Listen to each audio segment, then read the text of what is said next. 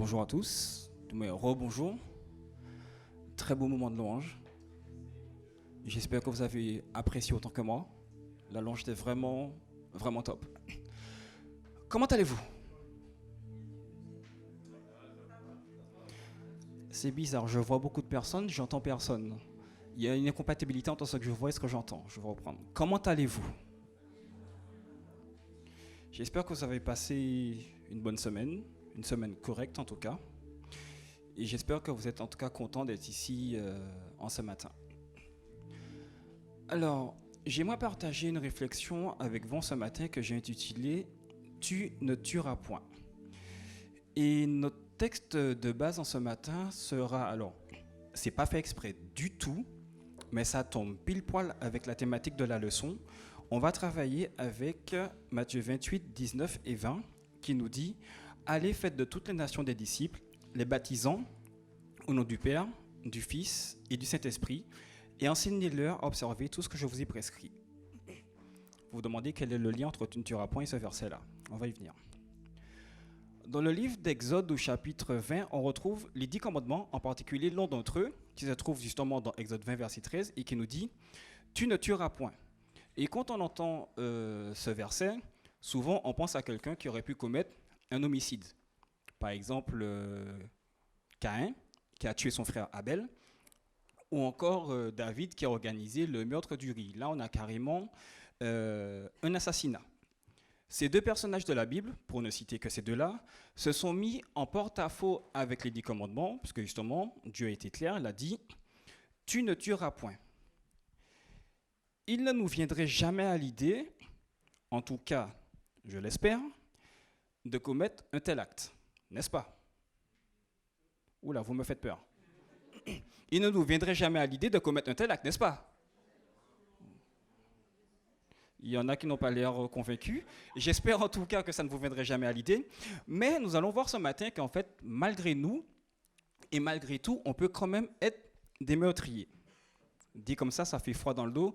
Oui, il y a William qui me regarde, l'air perplexe. C'est dit, oula, qu'est-ce qu'il va nous dire ce matin? Nous allons reprendre Matthieu 28, 19 et 20. Allez, faites de toutes les nations des disciples, les baptisant au nom du Père, du Fils et du Saint-Esprit, et enseignez-leur à observer tout ce que je vous ai prescrit. Souvent, quand on lit ce verset, en tout cas ces deux versets, on les lit en un seul bloc, comme on vient de le faire à l'instant. Sauf qu'on passe à côté d'éléments extrêmement importants. Et ce matin, on va un peu décortiquer ces deux versets. Tout d'abord, donc, on va revenir sur le premier verset, donc Matthieu 28, 19. Allez, faites. Ici, oui, l'analyse commence rapidement. Ici, on retrouve deux verbes, qui sont deux verbes d'action, donc aller, faire quelque chose, mais la forme sous laquelle il se trouve est intéressante parce qu'en fait, il s'agit de la forme impérative. Il s'agit donc d'une injonction, d'un ordre. Dieu nous donne donc un ordre d'aller, mais d'aller faire quoi? La suite, de toutes les nations des disciples. Ok? Allez, faites de toutes les nations des disciples. Qu'est-ce qu'un disciple? Définition: personne qui reçoit l'enseignement d'un maître, personne qui adhère aux doctrines d'un maître. Le mot disciple vient d'ailleurs du mot discipulus, qui signifie élève ou apprenti. Ensuite, les baptisant au nom du Père, du Fils et du Saint-Esprit. Et là, nous sommes à la fin du verset 19. Il y a un élément intéressant dans la construction de ce verset, que si vous regardez bien, allez, virgule, faites de toutes les nations des disciples, virgule, les baptisant au nom du Père, virgule, du Fils et du Saint-Esprit, virgule. On s'arrête là. En grammaire française, cette façon d'écrire est une figure de style qui s'appelle la juxtaposition. Elle permet de lier entre elles différentes étapes. Et ici, la juxtaposition est matérialisée par la virgule. La juxtaposition, en figure de style en grammaire, vient exprimer un rapport entre les différentes étapes d'une phrase. Donc on voit ici que la façon d'écrire vient lier toutes les étapes. Donc forcément, elles vont ensemble. On va revenir un peu sur la partie disciple. On a vu qu'un disciple, c'est un élève ou un apprenti. On a tous et toutes été dans nos vies respectives des élèves, au moins une fois. Et l'enseignement que nous avons reçu de nos enseignants a mis plus ou moins de temps à être assimilé, n'est-ce pas? Pourquoi je dis ça? Parce qu'en fait, souvent, on considère un disciple comme quelqu'un qui suit Jésus, mais en fait, un disciple, c'est quelqu'un qui apprend à suivre Jésus. Et qui dit apprentissage dit forcément laps de temps. Ça veut dire que la pratique du suivi de Jésus ne se fait pas en un jour. À l'auto-école, on est assis derrière le volant. Pourtant, dans les faits, on est conducteur, mais on n'est pas pour autant conducteur expérimenté. On est en apprentissage. Et pour ceux qui ont le permis ici, en général, quand on a une auto-école qui fait une bêtise devant nous, souvent, on est un peu plus tolérant qu'avec un véhicule lambda, parce qu'on se dit, il est en apprentissage, c'est normal qu'il fasse une erreur. Bon, ça dépend, on va dire, mais de façon générale. Normalement, comme tu dis. Parfois, on peut avoir la critique facile vis-à-vis de quelqu'un qui commet une erreur en se disant que depuis le temps que cette personne étudie la Bible, elle ne devrait plus faire cette erreur. Normal, elle lit la Bible, c'est un disciple, elle est censée ne plus commettre ces erreurs-là, des erreurs qui nous semblent pourtant basiques. Sauf qu'un disciple, on l'a vu juste avant, c'est quelqu'un qui apprend. Et quand on est dans l'apprentissage, forcément, on fait des erreurs. Pour reprendre l'exemple de l'auto-école, tous ceux qui sont aujourd'hui titulaires de leur permis, lors de l'apprentissage, on a tous au moins une fois grillé une priorité à droite, loupé un créneau, etc. Pourtant, la théorie, on la connaît. Dans le code, on sait que pas de signalisation, un véhicule qui arrive à droite, on le laisse passer. Pourtant, quand on apprend, des fois, ah mais je suis passé, je lui ai grillé la priorité. Pourquoi? Parce qu'en fait, sous cette forme, vous êtes des disciples. Vous êtes en train d'apprendre à conduire. Et dans ce cas présent, c'est la même chose. Il faut du temps pour que la pratique de Jésus, pour que la pratique de Christ devienne un réflexe. On va retourner à la fin du verset, à la dernière étape, qui dit « Les baptisants au nom du Père, du Fils et du Saint-Esprit ». Après un apprentissage, il y a un élément qui vient matérialiser, qui vient figurer la fin de l'apprentissage. À l'école, par exemple, après un cursus d'études, on va passer le bac, on va passer un diplôme. Dans ce cas présent, la fin de l'apprentissage est marquée par le baptême. Mais après le baptême, la mission qui est écrite juste ici ne s'arrête pas là. Pour reprendre encore une fois, vous allez dire que j'aime la conduite, mais pour reprendre encore l'exemple de l'auto-école. Quand on sort de l'auto-école avec le fameux papier rose pour les plus anciens ou la fameuse petite carte pour les plus récents, est-ce que pour autant, on est un conducteur expérimenté? Non. Quand, pour ceux qui sont mariés, on sort de la mairie avec le certificat de mariage, est-ce que pour autant, on a de l'expérience dans la vie de couple? Toujours pas. Après avoir passé 3, 4, 5 ans d'études dans un domaine et qu'on sort enfin avec la licence, le master, quel que soit le diplôme en poche, est-ce qu'on est pour autant expérimenté dans le domaine d'expertise? Non. Pourtant, on a été certifié. L'apprentissage est terminé. On a été en quelque sorte baptisé dans notre domaine. Mais ça ne veut pas dire qu'on finit d'apprendre. Au contraire, c'est là que tout commence. Parce que c'est à partir de ce moment, en fait, qu'on va bâtir, qu'on va construire notre expérience. On va avancer un petit peu dans ce verset, dans ce texte. On va passer au verset 20 qui nous dit « Et enseignez-leur à observer tout ce que je vous ai prescrit ». Le verset 20 qu'on voit juste ici commence par le mot « et ». « Et » en français est une conjonction de coordination. On l'a tous vu en grammaire, mais où est donc ornicar? Une conjonction de coordination vient faire le lien entre un élément juste avant et l'élément qui se trouve juste après. Ça veut dire quoi? Ça veut dire qu'en réalité, les versets 19 et 20 de Matthieu 28 ne forment qu'un seul et même tout. Il s'agit de notre ordre de mission que Dieu nous donne. Notez l'ordre, c'est important, dans lequel les choses sont énoncées. Dieu n'a pas dit « allez, faites, enseignez, puis baptisez ». La mission, c'est AFBE. Allez, faites, baptisez et enseignez. En tant que chargé de mission, comme je vous l'ai dit, notre travail ne s'arrête pas après le baptême du disciple, car ce dernier est encore en apprentissage. Il va commettre des erreurs, certes, mais nous devons être présents pour le guider dans son apprentissage de Christ. Ça veut aussi dire que nous tous ici présents, nous sommes des enseignants les uns pour les autres parce qu'en fait, nous sommes tous encore des disciples parce que nous sommes encore en train d'apprendre la pratique de Christ. Notez bien, la mission c'est aller, faites, baptiser et enseigner. Dieu n'a pas dit allez, faites, convertissez et baptisez. Dieu nous demande de faire des disciples, c'est-à-dire des personnes qui reçoivent un enseignement, mais il n'a jamais dit d'aller convertir du monde. Est-ce que vous voyez bien la nuance? Il nous a dit d'aller baptiser, mais il ne nous a jamais demandé d'aller convertir. La partie conversion, qui est l'acceptation de Christ et qui vient juste avant le baptême, ça c'est Dieu qui s'en charge. Nous, ce n'est pas notre problème. Il nous a dit, allez, faites de toutes les nations des disciples. On l'a vu juste avant, un disciple, c'est quelqu'un qui reçoit un enseignement. Donc, allez et faites en sorte que toutes les nations reçoivent l'enseignement. Ensuite, la partie conversion, je m'en charge. Et une fois que la personne m'a accepté dans sa vie, vous baptisez. Et une fois que la personne a été baptisée, enseignez à observer tout ce que je vous ai prescrit. Nous allons lire ensemble Romains 6, verset 23. Ce texte nous dit « Car le salaire du péché, c'est la mort, mais le don gratuit de Dieu, c'est la vie éternelle en Jésus-Christ, notre Seigneur. »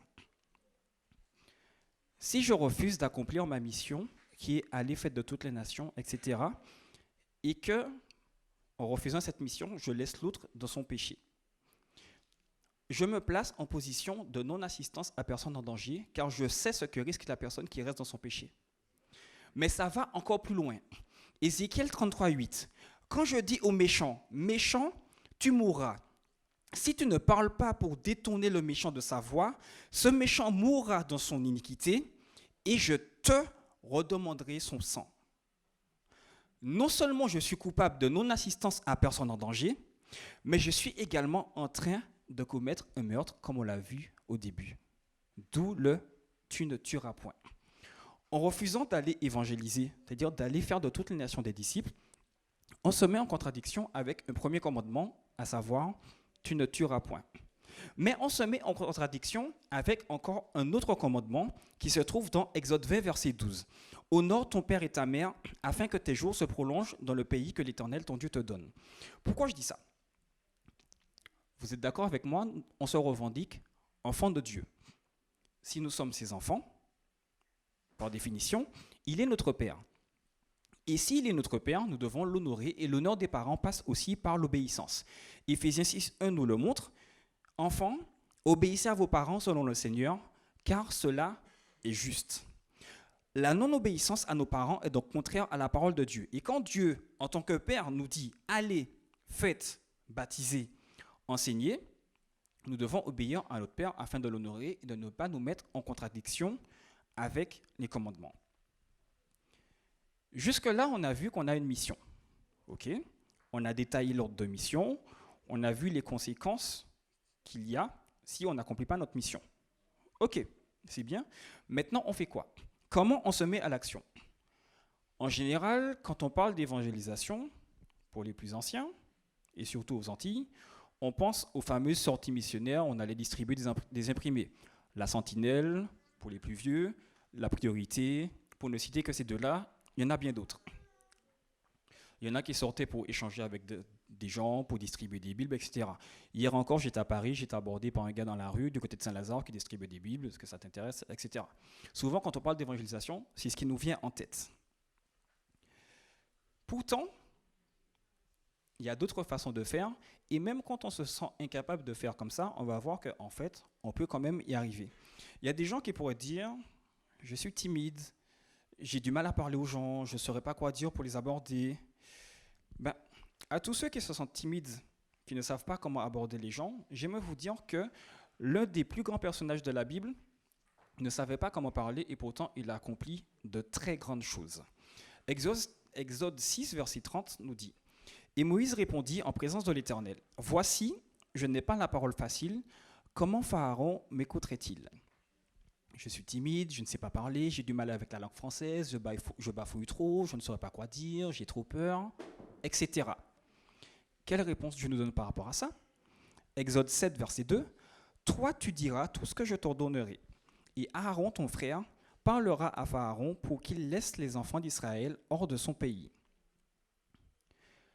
Si vous n'avez pas la parole facile, mais que vous avez des idées, il y aura forcément quelqu'un dans votre entourage ou dans l'église qui, lui, a le don de la parole. Allez le voir, montez un projet ensemble. Allez voir Johan, par exemple. Il aura la parole facile. Et je suis sûr, il y en aura d'autres. Allez voir quelqu'un qui, lui, saura parler. Vous dites, écoute, j'ai une idée, j'aimerais parler de Jésus, je ne sais pas comment faire, j'ai l'idée, est-ce que tu peux m'aider? Je sais que toi, tu parles, tu vas facilement vers les autres. Sincèrement, je ne pense pas que la personne vous dira non. D'autres pourront se dire, l'évangélisation, c'est un truc de vieux. Moi, je suis jeune, c'est pas fait pour moi, je ne suis pas encore assez mûr, assez mature pour le faire. Jérémie 1, verset 6 à 7 nous dit, « Je répondis, Ah Seigneur éternel, voici, je ne sais point parler car je suis un enfant. Et l'Éternel me dit, ne dis pas je suis un enfant, car tu iras vers tous ceux auprès de qui je t'enverrai, et tu diras tout ce que je t'ordonnerai. » On va sauter au verset 9. « Puis l'Éternel étendit sa main et toucha ma bouche, et l'Éternel me dit, voici, je mets mes paroles dans ta bouche. » En tant que jeune, vous pouvez aussi évangéliser. Je vais même dire, en tant que jeune, nous pouvons évangéliser, parce que je me considère encore jeune. Hein. Et peut-être moins jeune, mais jeune quand même. Et pour les plus jeunes d'entre nous, vous avez un outil extraordinaire à votre disposition pour l'évangélisation, qui est très souvent au bout de votre main. Il s'agit de votre smartphone. Et c'est pour ça que j'apprécie énormément le thème JA de cette année, influenceur pour Christ. Parce qu'aujourd'hui, avec les réseaux sociaux, par rapport à ce qui se faisait avant quand on allait en sortie missionnaire, on restait globalement dans le quartier aux environs de l'église. Au mieux, on était dans la même ville. Aujourd'hui, vous avez et nous avons la possibilité et la puissance de toucher quelqu'un qui se trouve à l'autre bout du monde. Chose qui n'était pas faisable avant. Et quand on prend cet élément en compte, on se rend compte en fait on a un élément mais extrêmement puissant en main qui nous permet d'évangéliser, qui nous permet de parler de Jésus. Maintenant, ça peut prendre différentes formes. Il y a notamment les jeunes ici qui ont monté le projet Real Talk. Ils parlent de pardon, d'amour, etc. Et c'est un projet qui est vraiment extraordinaire. Et tous ceux qui ont un compte Instagram ici, je vous invite à aller les suivre parce qu'ils font vraiment du contenu de qualité. Ce n'est pas pour être chauvin des jeunes de Choisy, mais le travail est bien fait, il faut dire ce qui est. Ils font un travail vraiment extraordinaire. Donc ça passe par des vidéos. Ça peut passer aussi par une story avec un message d'encouragement ou avec un verset ou que sais-je. Dieu mettra les idées en vous. Il faut juste qu'on se mette en tête qu'on a une mission et qu'on doit l'accomplir. On doit, comme le dit le thème JA, être des influenceurs pour Christ, mais des influenceurs différents. Parce que nous, on n'est pas là en fait pour offrir des codes promo pour des cosmétiques, pour des jeux, etc. Nous, en fait, on va offrir quelque chose de différent. On va offrir par exemple le code Jésus, mais qui donne accès à la vie éternelle et ça gratuitement. C'est ça être un influenceur pour Jésus en 2023. Et c'est ça mener à bien la mission que Dieu nous demande, allez, faites de toutes les nations des disciples. Malgré la facilité apparente de l'utilisation des réseaux sociaux, certaines personnes pourraient encore se sentir trop faibles ou pas dignes d'aller parler de Dieu. Juge 6, 14 à 16 nous dit ceci. L'Éternel se tourna vers lui et dit, « Va avec cette force que tu as et délivre Israël de la main de Madian. N'est-ce pas moi qui t'envoie ?» Gédéon lui dit, « Ah, mon Seigneur, avec quoi délivrerai-je Israël? Voici, ma famille est la plus pauvre en Manassé et je suis le plus petit dans la maison de mon père. » L'Éternel lui dit, « Mais je serai avec toi et tu battras Madian comme un seul homme. » À tous ceux qui se sentent trop faibles, trop timides, trop illégitimes, trop indignes, trop, etc. pour parler de Dieu, sachez qu'il vous donnera la force car nous avons une mission. Quand une armée envoie ses soldats en mission, elle lui donne les moyens nécessaires pour accomplir cette mission. Il en est de même pour Dieu. Et j'ai envie de reprendre le texte Juge 6, 14 à 16 et l'adapter un peu à cette situation. Ce texte pourrait dire, toi qui te sens faible ou incapable, l'Éternel se retourne vers toi et te dit, va avec cette force que tu as et proclame ma parole autour de toi et dans le monde entier. N'est-ce pas moi qui t'envoie? Tu dis à Dieu, ah mon Seigneur, avec quoi irais-je proclamer ta parole? Voici, je suis jeune, timide, je ne parle pas correctement français, j'ai peur en public, je ne sais pas me servir d'un téléphone, etc. L'Éternel te dit, mais je serai avec toi et tu parleras de moi comme jamais personne ne l'a fait auparavant. Jusque-là, on a mis l'accent sur le fait de parler, mais quand je dis parler, c'est parler avec un grand P. On est d'accord, parce qu'en fait, on peut parler de Dieu, effectivement, via la parole, mais on peut le faire via le chant, comme l'équipe liturgique l'a très bien fait ce matin, via la musique, via l'écriture. Il y a certaines personnes qui sont douées d'une plume extraordinaire et qui peuvent écrire un message qui pourra toucher énormément de personnes. On peut trouver 1001 façons de parler de Dieu, mais le plus important, c'est de le faire, et ce, quelle que soit la manière. Si malgré tout, je me sens encore trop faible pour aller vers les autres, pour chanter, pour écrire, etc., sachez que, même sans dire un seul mot, vous pouvez encore parler de Dieu. Matthieu 5, 13.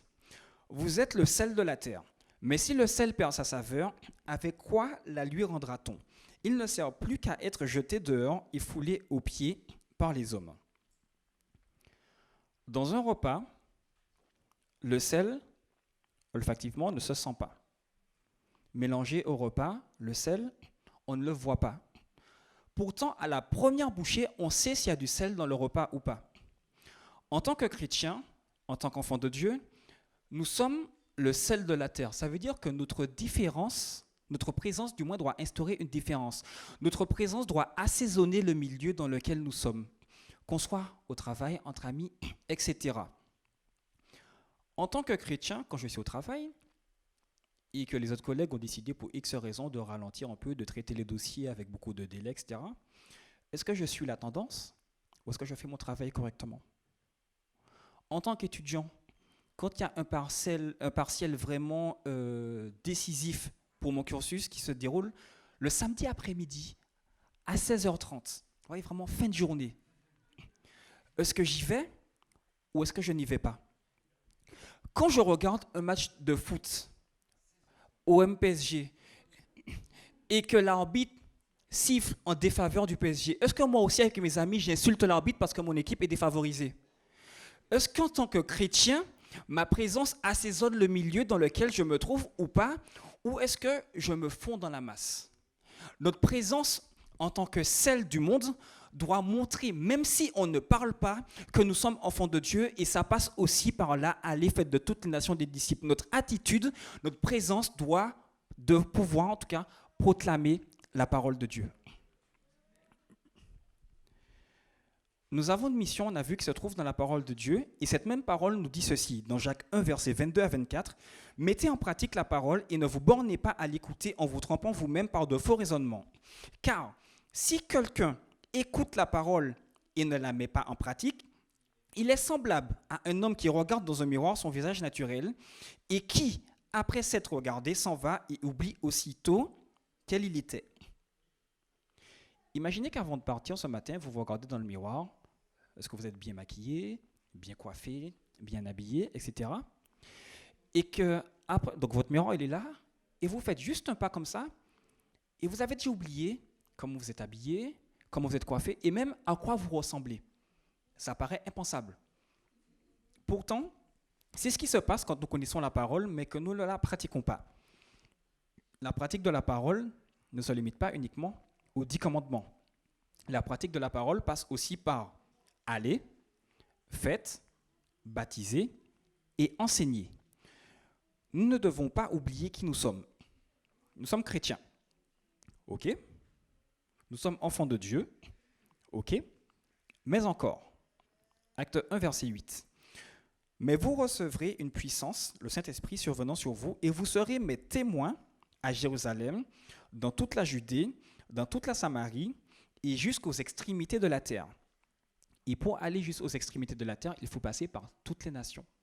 Donc, il faut aller faire des disciples de toutes les nations. Le verset dit, vous serez mes témoins. Un témoin, c'est quoi? Un témoin, selon le Larousse, c'est une personne qui certifie ou peut certifier quelque chose, qui peut en témoigner. OK? Certifier, ça veut dire quoi? Toujours dans le Larousse, assurer qu'une chose est vraie. Autrement dit, si nous sommes les témoins de Dieu, nous sommes en capacité de témoigner, de certifier que Dieu est vrai, que Dieu est véridique, que Dieu existe. Nous devons porter ce message dans toutes les nations. Je vais me répéter, mais on dit souvent que l'éducation, l'apprentissage, c'est l'art de la répétition. Nous avons une mission, celle de proclamer l'évangile et d'attester que Dieu est vrai. Mais si on ne le fait pas, Luc 19, verset 40 nous dit « Et il répondit, je vous le dis, s'ils se taisent, les pierres crieront. » Si on refuse d'accomplir notre mission, les éléments le feront à notre place. D'ailleurs, quand on observe autour de nous, c'est déjà le cas. Matthieu 24, 6 à 7. Vous entendrez parler de guerre, de bruit de guerre. Gardez-vous d'être troublés, car il faut que ces choses arrivent, mais ce ne sera pas encore la fin. Une nation s'élèvera contre une autre. Donc, une nation s'élèvera contre une nation, voilà, et un royaume contre un royaume. Et il y aura en divers lieux des famines et des tremblements de terre. 2 Timothée 3, 2 à 5. Car les hommes seront égoïstes, amis de l'argent, fanfarons, hautains, blasphémateurs, rebelles à leurs parents, ingrats, irreligieux, insensibles, déloyaux, calomniateurs, intempérants, etc., etc. La liste est longue. Nous voyons aujourd'hui, en observant autour de nous, que la fin est proche. Le climat est déréglé, il y a des incendies partout, on entend souvent parler de séisme, la guerre, j'en parle même pas. Aujourd'hui, même en France, qui se vante d'être un pays moderne, même en France aujourd'hui, les gens ont faim. Aujourd'hui, on revendique le droit au blasphème, donc on le voit, les hommes seront blasphémateurs, etc., etc. Des exemples, on peut en trouver à l'appel. Les pierres sont en train de crier que Jésus est proche. La question que je me pose, qu'est-ce qu'on attend pour crier à notre tour? Parce que certes, les pierres crieront si on ne le fait pas, mais les pierres ne peuvent pas baptiser. Elles peuvent alerter. Et en fait, quand les pierres sont en train de crier, elles sont en train de nous dire, en fait, les gars, il serait peut-être temps que tous on se réveille parce que la fin est imminente. Les pierres sont en train de crier que Jésus revient bientôt et qu'il est temps que nous nous mettions debout tous ensemble pour aller faire des nations des disciples. Voilà ce que les pierres sont en train de crier. Certes, on voit ce verset, s'ils se taisent, les pierres crieront. Ok, mais les pierres n'ont pas d'ordre de mission. On ne leur a rien demandé aux pierres. Et malgré elles, elles sont en train de nous crier qu'il y a quelque chose qui est en train de se passer, qu'il faut se lever et se bouger. Jacques, chapitre 4, verset 17, nous dit « Celui donc qui sait faire ce qui est bien et qui ne le fait pas, commet un péché. » Si nous refusons d'accomplir notre mission, qui est dans la parole de Dieu, alors que nous savons le faire, alors que Dieu nous donne la force, les moyens, les idées, l'énergie de le faire, nous sommes en train de commettre un péché. Pour terminer, j'ai envie de vous dire, ne soyons pas des meurtriers ni envers les autres, en refusant d'accomplir notre mission, ni envers nous-mêmes, en refusant toujours d'accomplir notre mission. Il est temps de se réveiller, de saisir tous les outils que nous avons à notre disposition, de s'entourer, de monter des actions ensemble. Ce sera peut-être une petite action par-ci, une petite là, une petite là, une petite là, mais une petite plus une petite plus une petite plus une petite finira par faire une grosse action. Comme on dit chez nous, c'est grain de riz à plein sac. Et pour ceux qui ne comprennent pas le créole, un grain de riz plus un grain de riz finissent par remplir un sac. Donc une action par là, on va finir par faire quelque chose d'extraordinaire. Et je pense qu'aujourd'hui, en 2023, Dieu nous appelle à nous lever et nous donne la force. Je pense aujourd'hui, dans l'Église, avec un grand E, il y a suffisamment de talents, il y a suffisamment d'idées pour que nous restions là sans rien faire. Quand on regarde, je l'ai dit, autour de nous, on se dit, ah ouais, les temps de la fin sont là. Effectivement, ouais, les choses commencent à devenir compliquées. Mais on reste là et on observe. On reste totalement passif. Et je mets tout là-dedans. On reste là, on observe ce qui se passe, au lieu de se mettre debout et d'aller proclamer la parole de Dieu. Et dans le mot proclamer, vient des mots proclamar. Je ne sais plus si c'est du grec ou du latin, mais l'étymologie de ce mot, proclamar. Et clamar, dans le mot clamar, on entend le mot clameur. Une clameur, c'est quoi? C'est un grand bruit, un grand cri. Donc quand on proclame la parole de Dieu, normalement, ça doit faire du bruit. Si on se met à aller faire de toutes les nations des disciples, ça doit s'entendre. Non seulement ça doit se voir, mais surtout ça doit s'entendre parce qu'en fait, on doit aller proclamer la parole de Dieu. Et quand on proclame, on ne peut pas rester juste debout, statique et dire oui, Jésus est vrai, Dieu est vrai, etc. Quand on témoigne de quelque chose qui est vrai, quand on atteste que Dieu est vivant, quand on a vraiment pratiqué Dieu, quand on a pratiqué Jésus, qu'on l'a vraiment en nous, on ne peut pas rester juste statique.